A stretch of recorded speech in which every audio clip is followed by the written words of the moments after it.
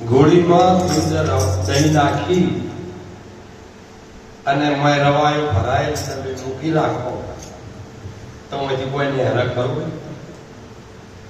તમ મોય સર નહીં મોય શક નહીં પણ મેં તો જ્ઞાને શબ્દનું વલણું કર્યું ઈંગલા પિંગલાના નેત્રા દ્વારા આવે છે ને જાય છે આવે છે ને જાય છે અને એના વચમાં એક શબ્દનું ઉદ્ગમ સ્થાન છે જ્યાં શૂન્ય પડી છે અને એ શૂન્યની અંદર મન તમારું સતત શબ્દનું સ્મરણ કરે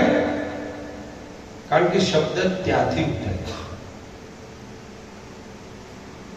અને એ શબ્દનું સુરતા સ્મરણ કરે તો સ્મરણ કરતા કરતા સુરતા શિવ બની જાય છે એટલે કે મને ગુરુગમ કોદાળે મેં ખોદ્યું હું કરવા એને ખળ લાગ્યું તું ખાવા ખળ એટલે ઘાસ જે તમે ચોપ્યું છે ને મેં નાખ્યું છે ને એને ખાઈ ગયું પણ શના દ્વારા ફળ એને ખોદી નાખ્યું ગુરુગમ કોદાળે ખોદ્યું આ ગુરુની જે ગમ છે ને એ કોદાળેથી ખોદી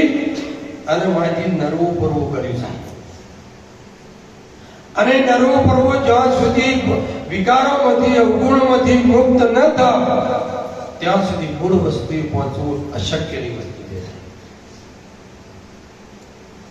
મહાપુરુષોએ આપણને શબ્દો એટલા માટે વારંવાર ટકોરો કરે છે કે તમે શેના માટે આ પૃથ્વી પર આવ્યા છો તમે જે કરો છો ને એ તો અમારું ચકલ્યું છે ને એ કરે છે એ અમારામાં વહેલા ઉઠીને દોડા ચડવા હોય છે તણખલો વેડીને માળા કરે છે પાછા સંસાર ભોગવીને બચ્ચો પેદા કરે છે પણ તમારામાં નિવાનામાં એક ખોમી છે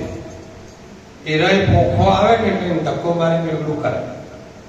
કે જતું રહે તું તારી રીતે રડી ખા અને જે આ ડાયો છે ને હું ના કરે તો બધાથી વધારે એને પકડી રાખેલું હોર સુધી મારો ગલુડો અલે હવે તારે હોવર ત્યાં તાર છોકરાને પચાવવા ત્યાં આવું તો અમની ને યાર મમતા એક એવી વસ્તુ છે અને એને છોડવા માટે સદગુરુના સહારા સિવાય બીજો કોઈ સહારો નથી.